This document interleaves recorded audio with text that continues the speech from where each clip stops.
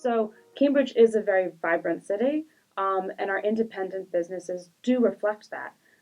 However, our efforts and just the efforts of numerous organizations, including business associations and others, to build a local economy community have become increasingly challenged for a number of the reasons that we've been mentioning.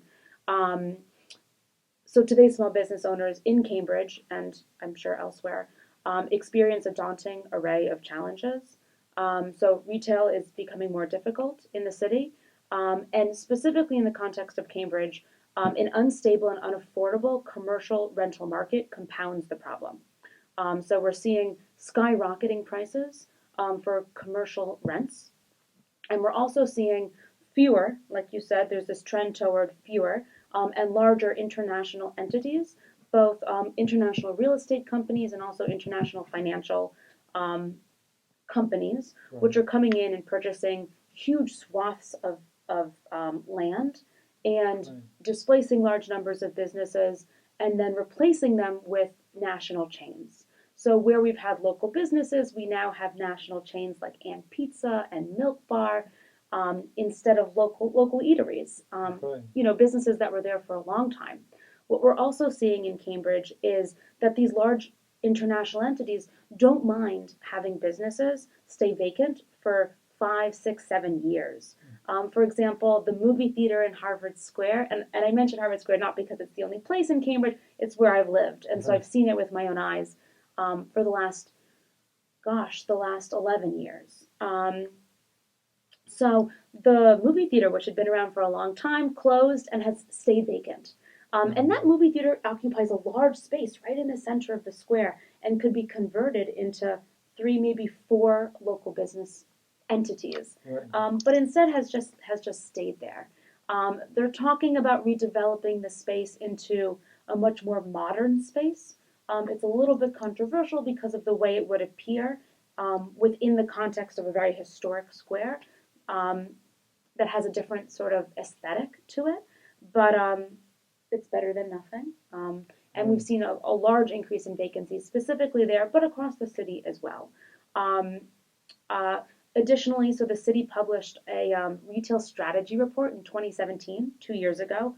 Even though a lot has changed since, they described what they called significant leakage. So leakage refers to consumers in Cambridge being unable to conveniently find products in various retail categories.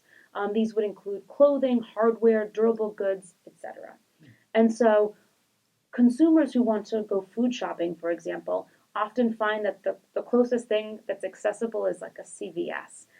So we're not, as consumers in the city, we're often not finding the kinds of goods that we need, and this is what they're calling leakage. So for a whole array of reasons, I would say rising commercial rents and landlords who are not interested. So increasingly international and in correlation with that, increasingly disinterested in keeping the business tenants local. They're more interested in profit maximization, less interested in the local economy community, as well as changing consumer preferences. Students who, every year they come on campus and increasingly are turning to, Amazon to make their purchases from places far away, not locally. Um, and then, of course, as you mentioned, banks, and we are fortunate in Cambridge to have a number of very good local banks.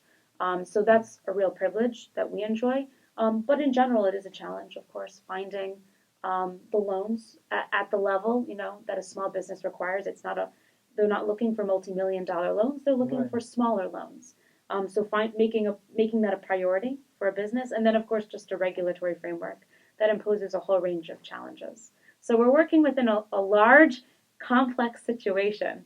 But what we're trying to do is a whole host of things, raising awareness about the importance of shopping locally, advertising the different great things that our local business owners are doing, and then also helping to change the regulatory framework to make it more conducive to local businesses.